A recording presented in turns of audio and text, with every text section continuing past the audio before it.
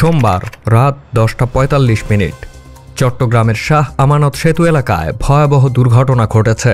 জানা যায়, নিউ মার্কেটগামী ইট বোঝাই একটি ট্রাক হঠাৎ নিয়ন্ত্রণ হারিয়ে একটি সিএনজি চালিত অটোরিকশা এবং একটি মোটরসাইকেলকে ধাক্কা দেয়। এরপর সড়কের পাশে থাকা ফল বিক্রেতা এবং হকারদের উপরে গিয়ে আঘাত হানে। এ সময় পাশে থাকা মাছ বোঝাই একটি ট্রাকও উল্টে যায়।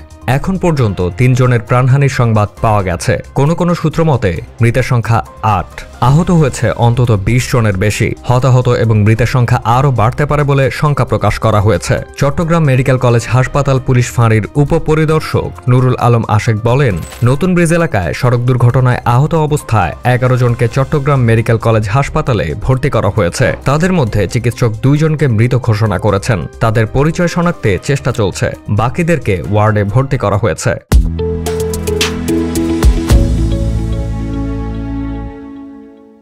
আন্তর্জাতিক প্রসঙ্গ, পেইজার হামলার ক্ষত শুকাতে না শুকাতেই আবারও লেবাননে বড় ধরনের অভিযান চালিয়েছে দখলদার ইসরায়েল।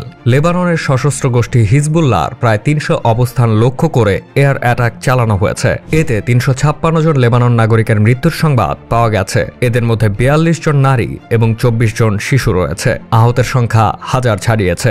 ইসরায়েল সেনাবাহিনীর মুখপাত্র অ্যাভিজে আদ্রেই সামাজিক যোগাযোগ মাধ্যম এক্সে জানিয়েছেন, বিমান হামলার বিষয়ে এসব অঞ্চলের বাসিন্দা আগেই সতর্ক করা হয়েছিল। এসব বাসাবাড়িতে অস্ত্র লুকিয়ে রেখেছিল হিজবুল্লাহ। তবে এ হামলার জবাব দেওয়ার ব্যাপারে জানানো হয়েছে হিজবুল্লাহ থেকে। তারা জানিয়েছে, দখলদার ইসরায়েলের বিভিন্ন সামরিক চৌকিতে রকেট হামলা চালানো হয়েছে। এদিকে লেবাননে অবিশ্বাস্যভাবে চালানো পেজার বিস্ফোরণের পর বেশ সতর্কতা অবলম্বন করছে ইরান।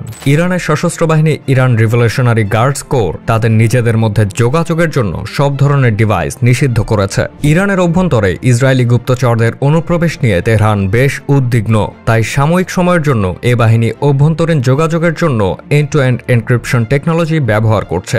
বাহিনীটির সদস্য সংখ্যা প্রায় 1,90,000। এদিকে গুপ্তচরাবৃত্তির অভিযোগে 12 জনকে গ্রেফতার করেছে ইরান।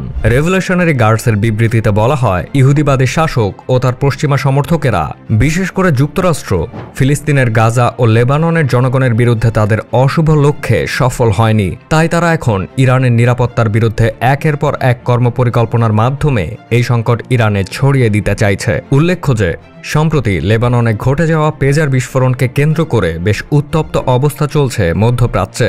ইরান এবং লেবাননের হিজবুল্লাহ উভয়েই এই বিস্ফোরণের জন্য ইসরায়েলকে দায়ী করলেও এখনও নীরব রয়েছে দখলদার দেশটি।